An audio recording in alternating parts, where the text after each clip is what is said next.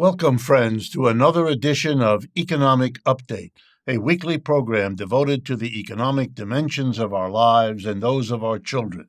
I'm your host, Richard Wolff. I begin, as usual, reminding you that Charlie Fabian is awaiting your suggestions, for which we are grateful and which we use in building our programs. And once again, charlie.info438@gmail.com is the way to communicate your ideas, suggestions, criticisms to us. I also want to remind you of the 3 books that we have produced over the last several years: Understanding Marxism, then Understanding Socialism, and just released Understanding Capitalism. You can find out more about each of these books at our website, democracyatwork.info/books, where they are all available. And finally, I want to note, as you'll see, that this program is partly in honor of Labor Day, which happens early in September of every year, and is an opportunity for us to give recognition to the process of work, to the organization of work, and to the organization of labor unions to represent workers that doesn't get the attention it deserves most of the time the rest of the year. So I'm going to start with a strike that began on the Sunday before Labor Day and may be continuing depending on where you are. It has to do with hotel workers, the people who check you in, check you out, clean the room, clean the facilities, make it an experience you look for and remember rather than one that makes you remember in the other sense of horror. These are very hard-working people. They are not well paid in general by the standards we hold up, and they work at something that makes the rest of us comfortable. And before I jump into the strike, 10,000 of them have just launched in these early days of September. I want to talk about the strike of the auto workers many months ago, where they did something extraordinary. They urged everybody, and they made sure for themselves, that all their contracts end the last day of April of 2028. That might seem like a terrible long time from now, but it isn't. Labor union contracts typically run 3 to 5 years. That's about 3.5. Now, it's really important to understand the point of that. If they all come due at the same time, then the power of saying, look, we're going to go on strike because you don't meet us halfway as workers when they speak to management, that argument goes a lot further when it's lots of workers that are going to stop working on that day. Every strike is a struggle that has costs on both sides. The company doesn't make profits if the workers are on strike. That hurts the company. The workers don't get paid when they're on strike. That hurts the workers. And the idea is the mutual pain will lead them to make an agreement, to compromise enough to reach an agreement that will stop the pain for both of them. That's, by the way, why, as I'll come to later in the program, unions don't want the government to intervene, as it just has in Canada with the strike of the 2 major railroads there. All right, let's come back. What's going on? The hotel workers across America, 10,000 of them, in about 19 different cities, they don't want to continue working in the way that was forced on them during and after the pandemic. At that time, when hotels were having a lot of difficulty getting people to come there for health reasons, they took it out on their workers. When the pandemic eased and was over, they didn't hire back all the workers that used to work. They hired back a small portion of them and told them they now had to do the work that used to be done by many more employees. That was good for the hotels. They saved on all those wages to those workers they didn't hire back. But it was horrible for those who did get hired back, needed and wanted the job. They too had been hurt by the pandemic. And so they waited for a while, gave the hotels a chance to get their occupancy up, to make money so that they could return to behaving decently towards their workers. But they discovered, as workers so often do, that the employer saw an opportunity and grabbed it. So the conditions didn't get better. Yeah, the profits went back up. Hotels have had their best year in the last year since the pandemic, outdoing the last year before the pandemic. They're back up, but they don't want to share that with their workers. Isn't that their usual behavior? Pretty much. And so they're going to have to be forced to. And the workers said, we will go on strike if you don't improve the conditions. They've been bargaining this for many months. The companies didn't come across. Okay, so now there is a strike. And what's going on is another move, like the auto workers, towards a general strike. In the past, the hotel workers have struck one hotel or another. This is the first time you have a nationwide strike against 19 cities, maybe 21 by now, and it involves, as I say, 10,000 or more workers. This, too, is a movement towards what? A movement towards a moment when all the workers in an industry like hotels, or in an industry like automobiles, or in whatever other industries can join the process in which the workers understand if they all do something together at the same time, they will have much more power to get the result they're looking for than if they don't get together. And you know what that is? A recognition of the power of people getting together. And that's what unions always were. That's what they are now. Only they're beginning to understand that if they can't get the kind of jobs, job conditions, income, security that they need individually, maybe they have to all get together. Maybe instead of a strike at an individual workplace, it's a strike at all of the similar workplaces within an industry. And if they can't use that degree of organization to win, well, maybe they have to do what is called in the history of the labor movement a general strike, where everybody goes out. When you can't get the needs met any other way, you move to a general strike. Interestingly, after 2.5 years of struggle, maybe more, depending on how you count, but certainly since last October, the horror in Gaza, the war between Israel and the Hamas organization, has led to a movement in Israel getting stronger by the week against all of this, in favor of a ceasefire, in favor of that as a way to get the hostages returned.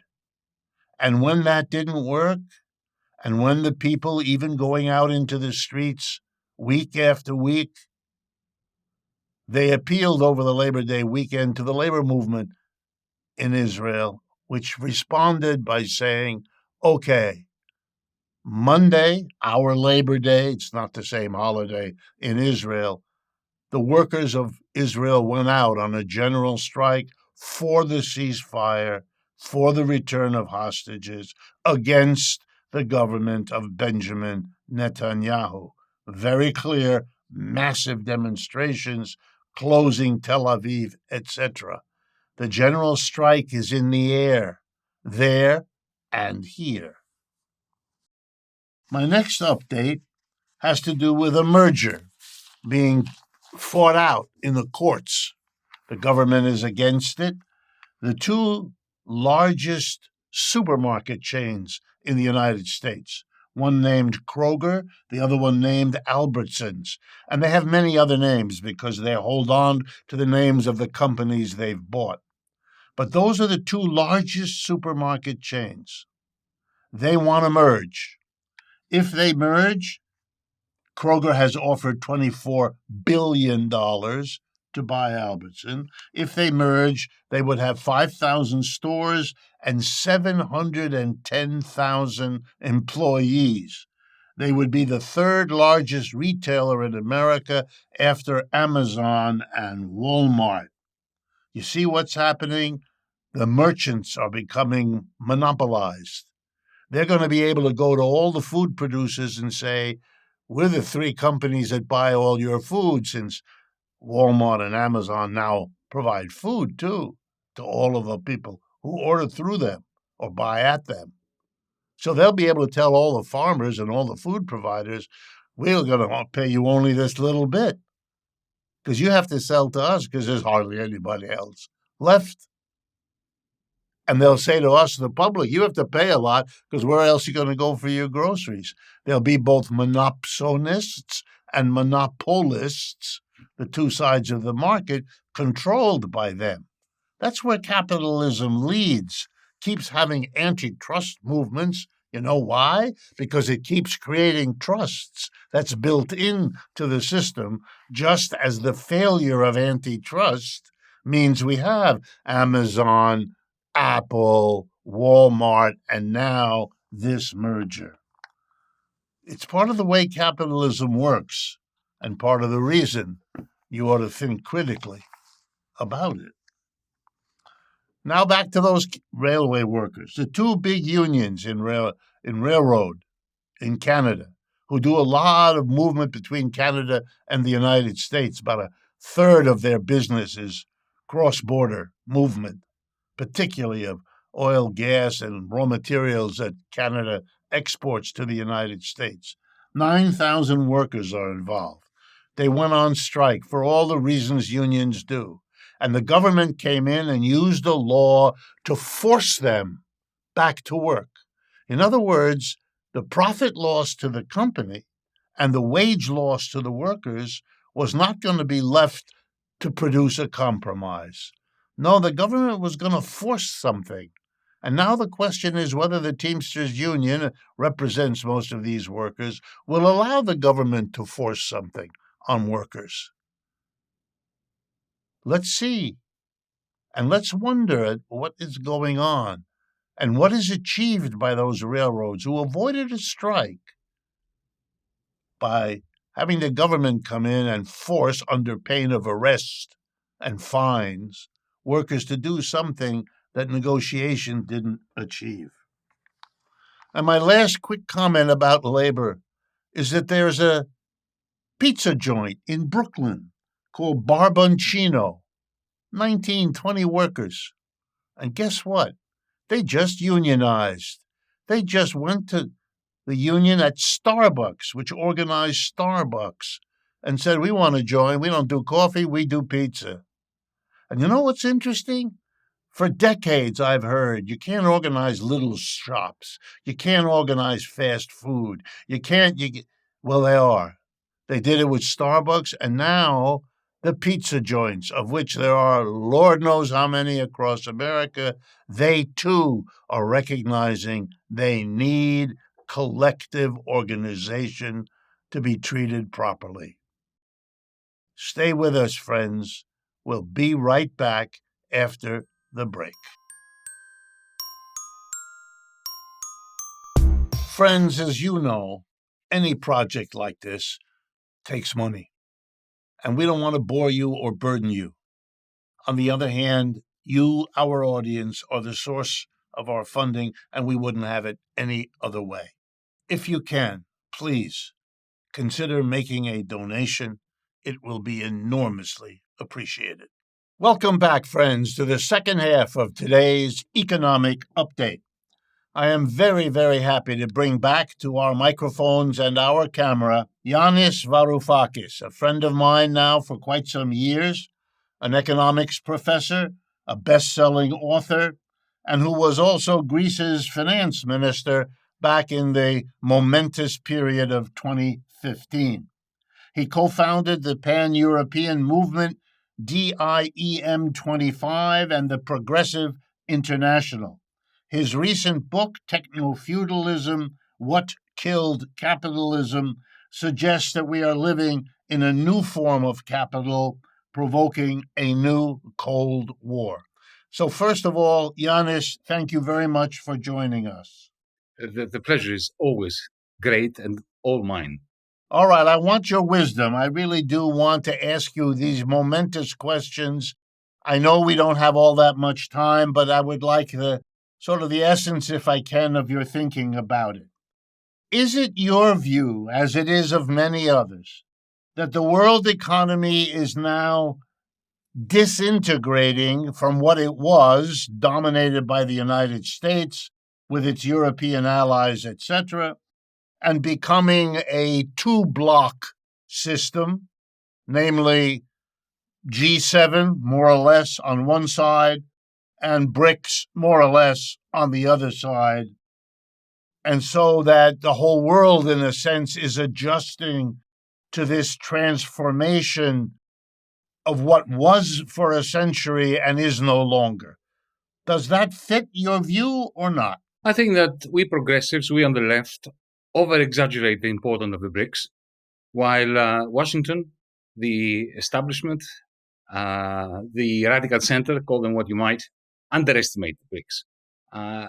Look, we're Marxists, Rick. So this talk about blocks and about the clash of the titans leaves me rather cold. What I find very interesting is the class war within China and the class war within the United States. So let me put it this way. If you're an aluminum producer in Shanghai or Shenzhen, you're completely tied up to the dollar payment system and to the American deficit, which fuels the demand for your aluminum. And you really don't want any clash between China and the United States. If you are an American blue-collar worker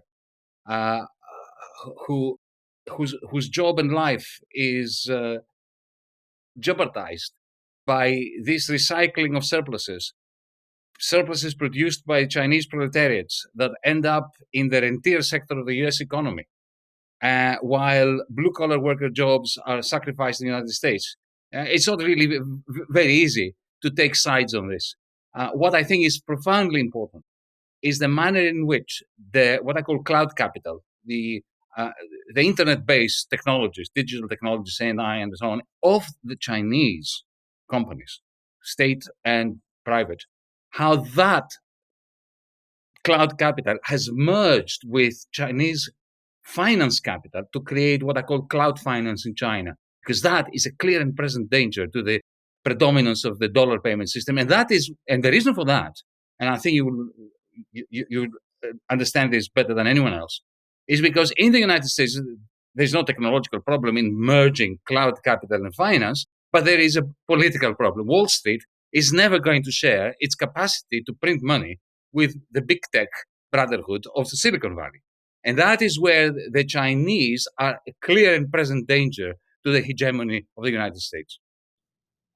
Okay. Is there a war coming? Is the United States, when you look at the United States, for example, in terms of the South China Sea, of Taiwan, all of this noise of what looks like to most of the world as provocation of a United States trying to stop or undermine Chinese development, is that a war-generating conflict? Yes, we are we're living in Europe. The European Union is no longer a peace project. It's a European war union. You can see that the only thing they're talking about is common procurement, common armies, and all that. And that is, given that the European Union is completely dependent on the United States, that reflects the war footing of the United States. But I'll go back to the conclusion to my previous answer. why is it that suddenly Chinese development is a threat to American hegemony, and therefore this is leading even to a nuclear war over Taiwan, primarily? The reason is the development of what I call cloud finance in China, because there is only one reason why the United States remains hegemonic: the monopoly over the international payment system, the dollar system. Now, if they're about to lose that, they are going to lose the capacity to project power in the four corners of the earth. And they will start a nuclear war to prevent losing that monopoly. And therefore, I very much fear that these developments in China, which the Chinese have every reason to carry on and carry out, why should they submit themselves to the monopoly of the dollar payment system?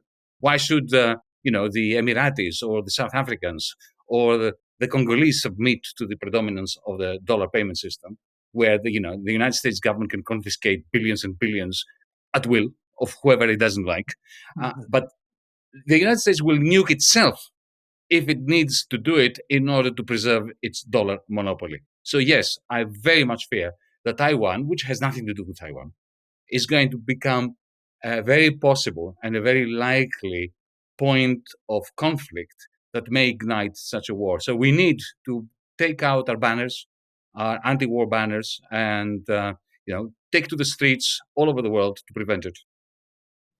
As a European, as the head of a European movement of importance, where is Europe in all of this? Is Europe simply no longer a major player in this whole scenario as it evolves? Is there a chance for this to change? If your answer is yes, how does Europe fit into the picture you've just painted? It is a stupid continent. We here in Europe, under the auspices of our troika, our very shady form of pan-European government, with which I had some dealings when I was in the ministry, in the finance ministry here in Greece. They've effectively committed suicide. Europe is irrelevant, Rick. Absolutely irrelevant. And allow me to give you just two examples, because we don't have much time. I could be talking about this forever, with a lot of pain in my heart as a European. First example. If I'm right in my hypothesis, which you mentioned, the book in which I have outlined it, Technofeudalism, if I'm right that there's a new form of capital called cloud capital, which is a produced means of behavioral modification, not a produced means of production, that is becoming the main instrument by which surplus value is accumulated, it is effectively siphoned off from the industrial sector. If I'm right, and therefore the powerful today are those who own large quantities of cloud capital. Who owns cloud capital? Americans and Chinese. Zero cloud capital in Europe. Zero. This is why Volkswagen is finished. It's kaput. Because Tesla is connected to the cloud. BYD is connected to the cloud. Volkswagen is not. And therefore, it's going to simply fade away. It will be like British Leyland in Britain. Something that some oldies like us, you and me, remember. That's one example. Second example, imagine, and I wish it happened, but at the moment it stays at the plane of the imagination. Imagine that there was tomorrow at the United Nations or somewhere else a peace process on Ukraine. We know who would represent Russia, Putin, Ukraine, Zelensky, the United States, Biden, if he's still capable of engaging with anything, or Kamala or Trump or whoever, China, Xi, India, Modi. Who's going to represent Europe? Once upon a time, 10 years ago, 5 years ago, 6 years ago, we would have said Angela Merkel, who was a very powerful German chancellor. Today, the German chancellor is not even in control of the German government. The French president is a lame duck, and he has completely lost it in every sense of the way. The people who are actually running the show in the European Union when it comes to foreign policy are the Estonians, the Lithuanians, the Polish, who actually want a war with China, with Russia tomorrow. They are warmongering idiots who are, if they had a button to press it and destroy Europe, they would tomorrow morning. So there's no such thing as Europe. Europe has become a figment of our imagination, which is extremely dangerous because we remain the most wealthy continent in the world, a very cultured continent, a continent with 500 million people, and yet we are irrelevant. And that is a clear and present cause of instability worldwide. This leads to my next question, which you're kind enough I asked you beforehand to answer. We have had government, I think it's fair to say, by center right, more or less, occasionally oscillating with a little bit of center left. But then the catastrophic loss of the Conservatives in England a few months ago, then Macron's defeat in the Assemblée elections after that, and now a few days ago, the victory, which I noticed was on the one hand the Aufstand für Deutschland, the right wing party in Thuringia, but on the other hand, if you add up Sarah Wagenknecht, Social Democrats, and Die Linke, that's more votes, percentage-wise. More Germans voted for those three link parties than voted for the right wing, even though here in this country, only the right wing's growth is given any kind of attention. How do you understand these election movements? Is there something changing inside Europe? We are experiencing a postmodern 1930s. We have the complete collapse of the left, of the progressive parts of the bourgeoisie. They are in retreat, as is the left. I wish I could be as optimistic as you about the performance of the left and the addition that you performed. I would never add Die Linke with Wagenknecht and the SPD. The SPD is a purely Austerian party. Let me remind you that austerity in Europe was introduced not by the Christian Democrats, but by the Social Democrats in 2008, 2009. It was the Social Democrats, when I was dealing with the German government, and it was a coalition of Christian Democrats and Social Democrats. The Social Democrats were worse than the Christian Democrats, more Austerian and more class warriors against the working class.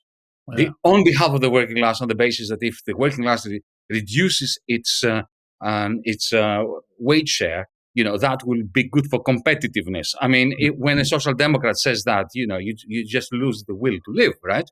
So I would not add the SPD to the rest of the left. Now, Sarah Wagenknecht, Sarah is a formidable, very smart, very impressive woman. She is married to Oscar Lafontaine, a great figure of the left. I know them personally, and that's why I'm so depressed. Because Sarah Wagenknecht managed to rise up electorally and do quite well, very well for a newcomer by adopting a racist agenda. So this combination of pro-labor, but not in a Marxist way, in a kind of populist way. We need to increase wages, we need to give more subsidies to existing industries, which are dying anyway, instead of finding a way of creating a Green New Deal. There is no Green New Deal in Sarah Wagenknecht. It's an old laborist agenda, and grafted on that old laborist agenda is racism, targeting immigrants, adopting the ultra-right's agenda for controlling immigration and blaming it on the immigrants in East Germany, which has no immigrants, by the way. There are no brown faces in East Germany, which is where anti-immigrant feelings are maximized. We see this in the United States. We see this. Yes. The most anti-immigrant feeling is cultivated where there are no immigrants, which is not at all a contradiction. So essentially, to wrap this up, we have a kind of socialist nationalism in Sarah Wagenknecht, which I always argued is not a good response to national socialism. As for Britain seems to be the outlier. The center-left triumphed. Well, firstly, it didn't triumph.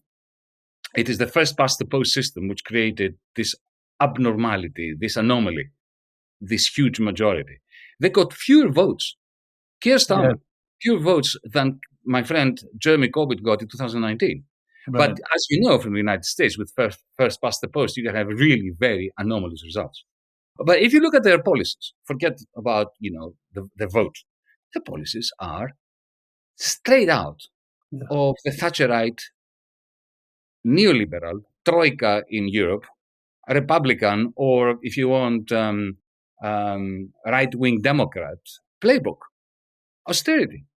This government, under the Labour banner, is talking about Yes, reducing cutback. expenditure. Why? Because the credit card of the state has been maxed out. I mean, my goodness, Keynes is spinning at 4,000 revs per minute in his grave. So no, there's no good news, I'm afraid. All right, last question that we have time, and we've run out of time. What do you advise fellow socialists to do? Well, never give up. It's really Yeah. very simple. And always maintain an internationalist approach. It's not America versus China. It's a class. The trade wars are class wars. What is good for the working class in China is good for the working class in America and Britain. And the opposite holds. What is good for capitalists in Shenzhen and in Shanghai is music to the ears of rentiers in Miami, in Wall Street, in Switzerland, in Davos.